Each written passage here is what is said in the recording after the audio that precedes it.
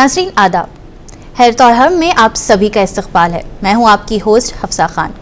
ये एक ऐसा शो है जहां हम आपकी सेहत से जुड़ी आसान और ज़रूरी बातों को सिंपल ज़ुबान में समझते हैं। हर एपिसोड में हम आपके लिए बेहतर ज़िंदगी जीने के लिए सही मालूमात देने की कोशिश करते हैं। आज हमारे साथ स्टूडियो में मौजूद है हमारे ख़ास मेहमान डॉक्टर प्रफुल्ल के। आप यशोदा हॉस्पिटल्स मलकपेट हैदराबाद में as senior orthopaedic and joint replacement surgeon के तौर पर अपनी खिदमत अंजाम दे रहे हैं। आज हम डॉक्टर साहब से common causes of knee and joint pen के ताल्लुक से बात करेंगे और एडवांस सर्जिकल ऑप्शंस के बारे में भी तफसीली मालूमात हासिल करेंगे। डॉक्टर साहब, आपका बहुत बहुत स्वागत है हमारे शो में। थैंक यू अफसा जी, शुक्रिया। कैसे हैं आप? बढ़िया, आज वेदर भी अच्छा है तो आज हम भी अच्छा है। It's good, so thank you for the invite. So हम लोग डिस्कस करने वाले हैं यहाँ पर जोड़ियों के दर्द में और घुटनों का दर्द का इलाज का अभी फ्रेश ट्रीटमेंट्स क्या है और घुटनों का दर्द के मामले में जानकारी। सो बेसिकली आज जैसे दिन भर दिन बढ़ता जा रहा है, हमारी रोज़ी का पेस ऑफ लाइफ बढ़ रहा है। ज़्यादातर लोग जोड़ियों का दर्द, घुटनों का दर्द, घाटियाँ का दर्द ये ज़्यादा हम लोग देख रहे हैं और इसके ट्रीटमेंट्स में बहुत से चेंजेस आ भी गए हैं अभी रिसेंटली। सो बेसिकली हम लोग एज वाइज के हिसाब से भी ज़्यादा देख रहे हैं, अभी कम उम्र में भी देख रहे हैं। तो उम्र का अभी कुछ बाउंड्री नहीं है, तो हर एक उम्र में आ रहा है। सिर्फ 20 साल के बच्चों में भी आ रहा है और 50 साल के बुजुर्ग लोगों में भी आ रहा है। सो बहुत से डिफरेंसेस है, हर एक का ट्रीटमेंट में भी डिफरेंस रहता है इसमें। तो सबसे पहले शो का आगाज़ इसी सवाल से हम कर लेंगे कि नी एंड जॉइंट पेन का मेन कॉजेज़ क्या है, आप ये हमें बताइए। हाँ, जनरली हम लोग डेली लाइफ में देख रहे हैं, हम लोग ज़्यादातर हमारे घर में हमारे बुजुर्ग को देखते हैं। ज़्यादातर वो लोग घुटनों के दर्द में या रीढ़ के हड्डियों के दर्द के मामले में या बाजुओं में एक बार दर्द रहता है और ये बहुत कॉमन है। उन लोगों में ज़्यादातर दर्द का मेन कॉज मतलब मेन कारण जो रहता है उम्र के रियाज के। जैसे उम्र बढ़ते रहता है, जैसे बाल सफ़ेद होते हैं, अंदर का जो कार्टिलेज रहता है वो घिस जाता रहता है। जैसे वो घिसता रहता है वो दर्द भी दिन भर दिन बढ़ता रहता है। अच्छी खास बात क्या है हमारे लोगों में, मतलब जो दर्द सहने का क्षमता जो है ज़्यादा रहता है। जब भी वो दिन भर के काम नहीं कर पा रहे हैं, डेली लिविंग एक्टिविटीज नहीं कर पा रहे हैं, तब हमारे पास आते हैं डॉक्टर साहब। हम लोग जो दिन में जो काम कर पा रहे हैं, मतलब खाना पकाना या पोता पोती से खेलना या डेली लिविंग लाइफ कर नहीं पा रहे हैं, तब जनरली हमारे पास रहते हैं। जो जैसे आपने पूछा मोस्ट कॉमन कॉज क्या है, उम्र। जैसे बाल सफेद होते हैं, वो धीरे धीरे अंदर के जॉइंट का जो कार्टिलेज रहता है उसमें थोड़ा पानी कम होना, हाइड्रेशन कम होने की वजह से वो घिसता जाता है। That is more common cause. Second common cause ये है कि ज़्यादातर हम लोग अभी डेली लिविंग एक्टिविटीज में अभी रोड एक्सीडेंट्स देख रहे हैं, स्पोर्ट्स इंजरीज देख रहे हैं। ये पहले भी था, अभी कुछ नया नहीं हुआ है, मगर अभी रिसेंटली जो व्हीकल एक्सीडेंट्स ज़्यादा हो रहे हैं उसके वजह से भी जॉइंट में जब फ्रैक्चर होता है वो भी एक बार सांगीवात में जाता है, मतलब कार्टिलेज चले जाता है। उसके वजह से भी हमारे पास आते हैं और उसमें लिगामेंट्स इंजरी भी होते हैं। जैसे क्रूशिएट लिगामेंट इंजरी रहता है, घुटनों में वो मेजर लिगामेंट है, वो भी एक बार टूट जाता है जब मिस हो जाता है। वो धीरे धीरे जब 20 साल की उम्र में वो लगता है, हमारे पास जब आ जाते हैं कम से कम 30-50 साल हो जाता है। तो वो भी एक सेकंड कॉमन कॉज है। मगर अगर कॉमनेस्ट कॉज है ज़्यादातर किसके वजह से रहता है, मतलब उम्र के रियाज के हिसाब से जॉइंट घिस जाने की वजह से रहता है। और लेडीज में बोन्स का ताकत कम हो जाता है। जैसे उम्र बढ़ता है उनका ताकत भी कम हो जाता है। जब ताकत कम हो जाता है तब धीरे धीरे बाकी जोड़ियों में भी दर्द बाहर आते रहते हैं। अब जैसे आपने ये टर्म लिगामेंट यूज़ किया है, तो कई बार हमें ये सुनने मिलता है, चाहे आप एज ग्रुप 30 ले लीजिए या 25 ले लीजिए, इनमें भी ये लिगामेंट टेयर जो वर्ड यूज़ किया जाता है मेडिकल टर्म्स में, ये काफ़ी ज़्यादा सुनने को मिलता है। तो लिगामेंट टेयर होता क्यों है? जैसे कि मेन रीज़न तो आपने बता दिया कि रोड एक्सीडेंट्स की वजह से होता है। अब इस पर आप एक ब्रीफ थोड़ा एक्सप्लेनेशन दे दीजिए कि लिगामेंट टेयर जब होता है तो इसकी वजह से लोगों को मेन कॉजेज़ क्या है उसके, एंड ये चीज़ से ना रिकवर कैसे होना है, रिकवर रिकवर होने के बाद में लोग इसको कैसे जो है लेकर चले लाइफ में? हाँ, लिगामेंट्स जो है पहले हमें उन्हें समझना है क्या है लिगामेंट। जैसे अभी दुर्गम स्वरूप ब्रिज में गए, वो एक केबल ब्रिज है, वो एक पिलर रहता है, एक केबल रहता है। पिलर जो है वो बोन है जॉइंट में, केबल क्या है, रस्सी, वो लिगामेंट है। उसके तीन हिसाब के या 3 वजह से वो डिस्ट्रप्शन रहता है, वो भी उम्र के हिसाब से। ज्यादातर हम कम उम्र में जब वो लिगामेंट टेयर होता है, जनरली वो ट्रॉमा के वजह से रहता है, एक्सीडेंट की वजह से हो सकता है या स्पोर्ट्स इंजरी की वजह से हो सकता है। स्पोर्ट्स इंजरी से जैसे फुटबॉल हो जाए, हॉकी हो जाए या कबड्डी, कुछ भी हो जाए, या गिरने जैसे सीढ़ियों से गिरने की वजह से, कुछ भी। मोस्ट कॉमन कॉज जो यंग उम्र में होता है वो ligament injuries, mainly sports injuries और ट्रॉमा के वजह से या एक्सीडेंट की वजह से। मिडिल एज में मोर देन 40s या 50s में अनहेल्दी लाइफस्टाइल के वजह से भी हो सकता है। जैसे अभी हम लोग एक्सरसाइज नहीं कर रहे हैं, ज़्यादातर ये पेस ऑफ लाइफ है, मतलब हम लोग दिन भर काम करते हैं, हम सोचते हैं काम करने से ही हमारा एक एक्सरसाइज हो जाता है, वैसा नहीं रहता है। मसल का स्ट्रेंथ भी लिगामेंट के ऊपर सपोर्ट की तरह काम करता है। जब मसल का सपोर्ट कम हो जाता है, जैसे जैसे उम्र बढ़ते रहता है, वो लिगामेंट धीरे धीरे घिसते जाता है। जैसे कुएं में एक रस्सी डाल के हम लोग पानी लेते हैं, जैसे जैसे वो रस्सी धीरे धीरे धीरे टेयर होता जाता है, वैसे ही लिगामेंट भी वो स्ट्रेसेस को झेल नहीं पाता है, तो धीरे धीरे धीरे वो आधा टेयर होना, पूरा टेयर हो जाना, ऐसा रहता है। तो 40s और 50s में डीजनरेटिव टेयर रहते हैं। डीजनरेशन मतलब यूज करके करेक्ट प्रॉपर पोजीशन में, जैसे हम लोग नीज में स्ट्रेंथ नहीं है, फिर भी हम लोग नीचे फ्लोर पे बैठने का कोशिश करते हैं, नीज पे स्ट्रेंथ नहीं है। बच्चों में हम लोग देखते हैं पैर ऐसे भी टेबल पे लगा के रखते हैं, या जब नीज में स्ट्रेंथ नहीं रहता है, ये सब करने का फायदा नहीं रहता है। अगर नीज में स्ट्रेंथ अच्छा है वो बच जाता है। और ज्यादा उम्र में जैसे 50 साल से ज्यादा है, वो एक तरह का सांघिकवाद की वजह से, एज के हिसाब से वो रस्सी टूट जाता है।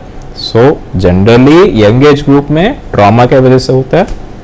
उसके मिडिल एज ग्रुप में मसल्स का स्ट्रेंथ ना रहने की वजह से जो पहले कर पाते थे वो नहीं कर पा रहे हैं, क्योंकि वो लिगामेंट झेल नहीं पा रहा है वो स्ट्रेस को। सो धीरे धीरे टेयर हो जाता है। और ज्यादा बुजुर्ग लोगों में वो हड्डी घिस जाने की वजह से टेयर इजीली हो जाता है। तो ये 3 मेन कॉजेस है उसके।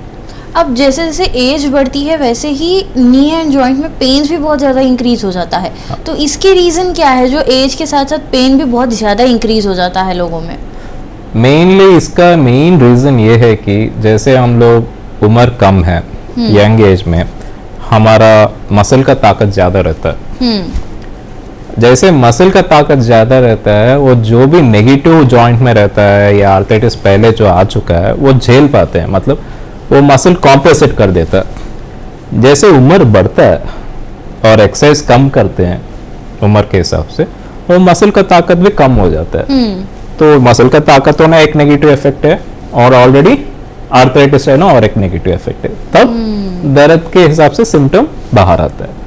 तो जब ज्यादातर हम लोग पेशेंट्स में ये देख, नहीं डॉक्टर साहब मैं 2-3 महीने से पहले सब कुछ ठीक था, अभी रिसेंटली दर्द मेरे को ज्यादा हो रहा है।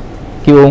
वो मसल कम होना सालों भर से चालू है, और आर्थराइटिस जो है वो घिस जाना वो भी सालों भर से ज्यादा है, मगर अभी अभी अभी वो इरिवर्सिबल डैमेज में जा रहा है। उसका हम लोग रिवर्सिबल डैमेज जब होना चालू होता है तब दर्द से हमारे पास आते हैं। तो अब ओवरवेट होना भी काफ़ी ज़्यादा एक नेगेटिव चीज़ लगता है मुझे इसमें, जैसे कि आपने अभी बताया। क्या वाकई में अब जैसे कि काफ़ी लोगों का वेट जो है वो नी पे ही पड़ता है एंड जॉइंट्स पे ही पड़ता है, नी जॉइंट्स पे, तो क्या ओवरवेट होना भी एक कॉज है नी एंड जॉइंट पेन का? आप हमें ये बताइए। हाँ, ये अच्छा क्वेश्चन है एक्चुअली। ये ज़्यादातर हम लोग फेस करते हैं अपने ओपीडी में, सर हम लोग वेट ज़्यादा है, वेट कम करने से घुटनों का दर्द कम हो जाता है क्या? वेट कम होने से घुटनों का दर्द कम होना या वेट से ताल्लुकात रहना, देखिए मैडम अभी यूएस में या यूके में वी कॉल देम वेल्स। मतलब वेल्स का मतलब 200 किलो से ज़्यादा, 300 किलो से ज़्यादा। उन लोगों में, इन लोगों में जब वॉकिंग आर्थराइटिस उसके वजह से चेंज हो रहा है, ऐसा कुछ नहीं है। हाँ, बोन बॉडी मास इंडेक्स मतलब ओबेसिटी डिक्टेट करता है घुटनों के, that is equal to your muscle strength. मैं अभी दो सब्जेक्ट्स को दे दूं। एक सब्जेक्ट ये है जिनका मसल स्ट्रेंथ अच्छा है, वेट लिफ्टर है, बहुत अच्छा ये है, मसल्स अच्छा है, फिर भी उसका वजन ज़्यादा है, उसको घुटनों पे ज़्यादा जोर नहीं आने वाला है क्योंकि मसल्स कॉम्पनसेट करेंगे। और एक सब्जेक्ट है जो बहुत ओबेस है, फैट ज़्यादा है और उसके भी घुटनों में दर्द है। जो सेकंड सब्जेक्ट में है उसको बहुत प्रॉब्लम रहेगा, पहले सब्जेक्ट में नहीं रहेगा, क्यों? उसके मसल्स अच्छे हैं। तो वेट से ज्यादा हम लोग देखना है मसल स्ट्रेंथ। और दूसरा चीज, हम लोग जब बुजुर्ग हमारे पास आते हैं ओल्ड एज में, अभी मैं उन्हें बोल दूं सर आप सिर्फ अभी वेट कम कर दीजिए, पहली बात वो टेंशन में चले जाते हैं, क्यों? अभी वेट कम करना है, क्या करूं मैं, अभी खाना नहीं खाऊं। अब जब ऑटोमेटिकली जब एल्डरली पीपल बुजुर्ग खाना नहीं खाते हैं सही टाइम पे, उन्हें नींद ठीक से नहीं आता है। जब नींद ठीक से नहीं आता है टेंशन बढ़ता है, जब टेंशन बढ़ता है बीपी बढ़ता है। तो ये एक साइकिल है। हेल्दी लिविंग लाइफ में आपको 6 से 8 घंटे नींद रहना है, एक बैलेंस डाइट रहना है, एक इत्मीनान लाइफ रहना है, मेंटली पीसफुल रहना है। जब मैं उन लोगों को बोलूं आपका वेट ही आपका मेन प्रॉब्लम है, वो मेंटल पीसफुल लाइफ चले जाता है। राइट। जब चले जाते हैं वो खाना नहीं खाएंगे, ऑटोमेटिकली और टेंशन बढ़ेगा। तो मेन प्रॉब्लम है वो नहीं, उससे हम लोग ट्रीट नहीं कर रहे हैं, हम दूसरे प्रॉब्लम को ट्रीट।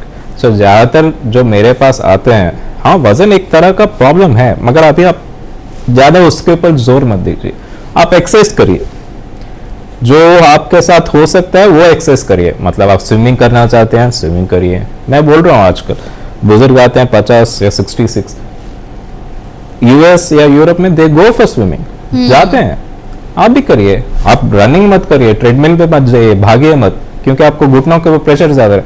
स्विमिंग करिए। नहीं अभी तक मैंने कुछ सीखा नहीं, अब सीखिए, कोई प्रॉब्लम नहीं है। मतलब नए सीखने में कुछ जो आपके हेल्थ के लिए अच्छा है, क्या है, सीखिए, और उसका एडेड एडवांटेज ही रहता है। अच्छा स्विमिंग न को कुछ और सोशलाइज करिए, शटल खेलिए या क्लब कहीं पे भी, मतलब सोशलाइज करके आप फ्रेंड्स के साथ कुछ और मिलके खेलिए। It should be fun and exercise उन लोगों के लिए। तो that is more useful than concentrating on weight. यानी कि वेट साथ साथ ही आपका मेंटल पीस जो है वो सब रिफ्लेक्ट करता है इस चीज पे, साथ ही में डाइट भी। It's not only about weight, but it's all about your lifestyle that you carry. ये पूरा एक सर्कल है।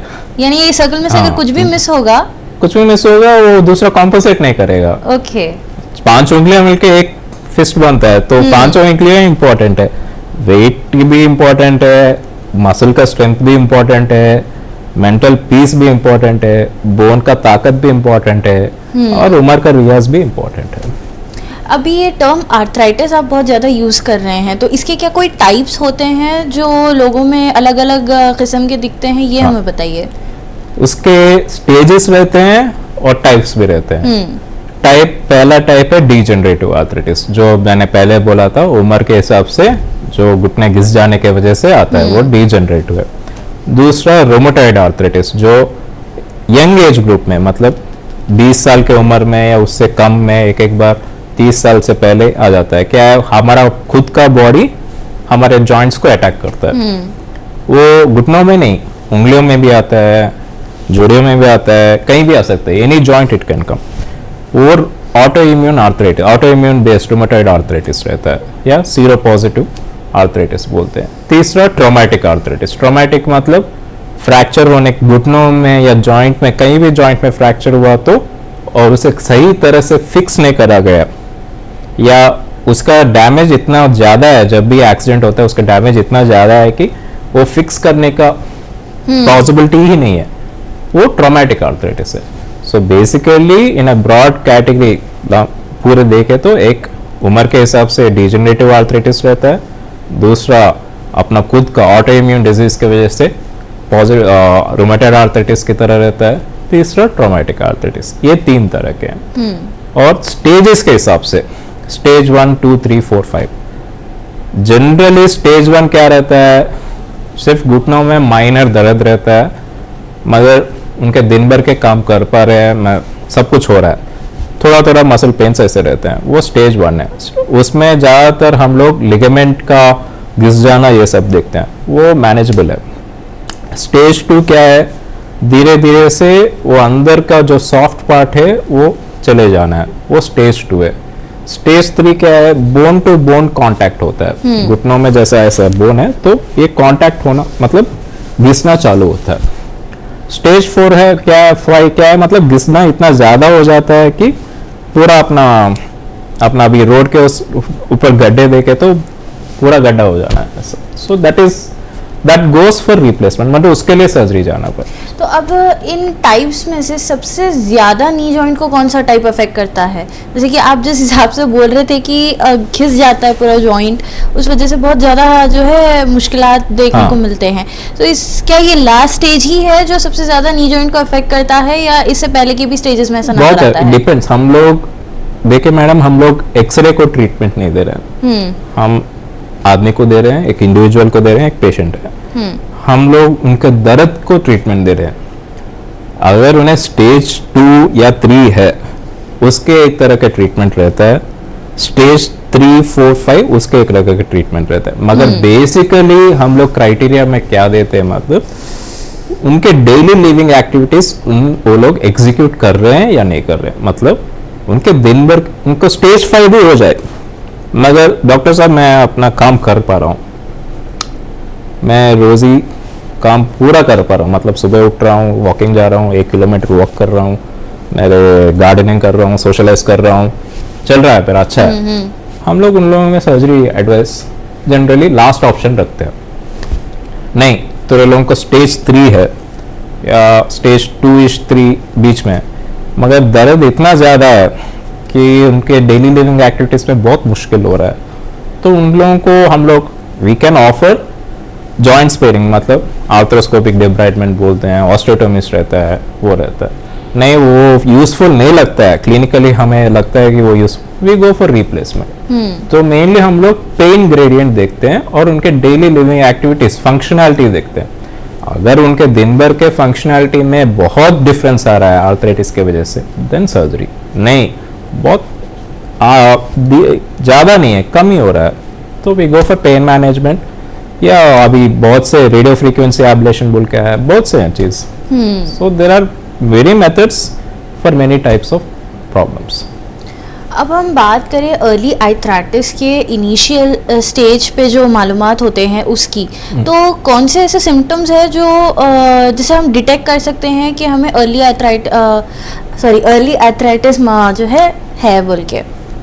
देखिए मैडम, जैसे अर्ली आर्थराइटिस का टर्म जो है जनरली हम लोग ये देखते हैं कि ये डीजेनरेटिव आर्थराइटिस में नहीं देखते, मतलब जो उम्र के हिसाब से जनरली हम लोग ये रूमेटॉइड आर्थराइटिस में देखते हैं, मतलब जो अपना खुद का बॉडी हमारे जॉइंट्स को अटैक कर रहा है। ज़्यादातर उन लोगों में स्वेलिंग आना, सूजन आना या रैशेस आना, या एक बार मसल्स का स्पैज़म ज़्यादा होना, या क्या रहता है उन्हें वीकनेस, बॉडी वीकनेस ज़्यादा रहना, ये रूमेटॉइड आर्थराइटिस में बहुत कॉमन है।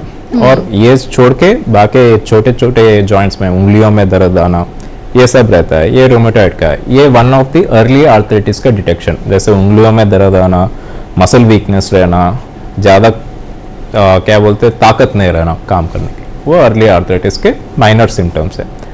डीजेनरेटिव आर्थराइटिस के अर्ली सिम्टम्स मेनली क्या रहता है, मतलब स्वेलिंग या बेंडिंग इतना नहीं कर पा रहे हैं, नी का बेंडिंग नहीं कर पा रहे हैं, जो पहले ज़्यादा चल पा रहे हैं वो नहीं चल पा रहे हैं, मतलब मैं बोल रहा हूँ अगर मैं 2 किलोमीटर हेल्दी वॉक कर रहा हूँ, मैं अभी नहीं कर पा रहा हूँ क्योंकि मेरे मसल्स में ताकत नहीं हो रहा है, वो one of the symptoms of early arthritis.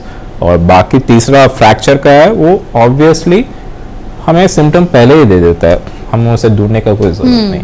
So the early symptom mainly क्या रहता है, मतलब स्वेलिंग, वीकनेस। अब विटामिन डी एंड कैल्शियम भी एक तरफ से नी पेन एंड जॉइंट पेन को रिफ्लेक्ट करता है, या उस वजह से सिर्फ हड्डियों में जो है थोड़ी सी वीकनेस आती है, वो हमें बताइए। विटामिन डी जो है वो एक एंटिटी है, कैल्शियम और एक एंटिटी है। जनरली लोग सोचते हैं हम लोग कैल्शियम का टैबलेट ले लिया है और वो हड्डियों में जा रहा है, वैसा नहीं है। कैल्शियम का टैबलेट जो ले रहे हैं वो ब्लड में जाता है, ब्लड से हड्डी में जाने के लिए हार्मोनल वे या बायोकेमिकल वे से चले जाता है। विटामिन डी जो है वो बेसिकली मसल स्ट्रेंथ के लिए, इम्यूनिटी के लिए और एक तरह का कैल्शियम रेगुलेशन के लिए भी विटामिन डी इंपॉर्टेंट है। मगर ये दोनों का ताल्लुकात आर्थराइटिस से है क्या? नहीं है। ये बोन स्ट्रेंथ के लिए इंपॉर्टेंट है या मसल स्ट्रेंथ के लिए इंपॉर्टेंट है, मगर ये आर्थराइटिस में हेल्प करता है? हाँ करता है। कैसे? मसल का स्ट्रेंथ बढ़ाने के लिए। क्यों? मसल का स्ट्रेंथ बढ़ता है तो आर्थराइटिस का जो सिम्टम रहता है वो कम हो जाता है। तो ये सप्लीमेंट जो हम लोग देते हैं विटामिन डी या कैल्शियम, और जनरली हम लोग विटामिन डी कब देते हैं?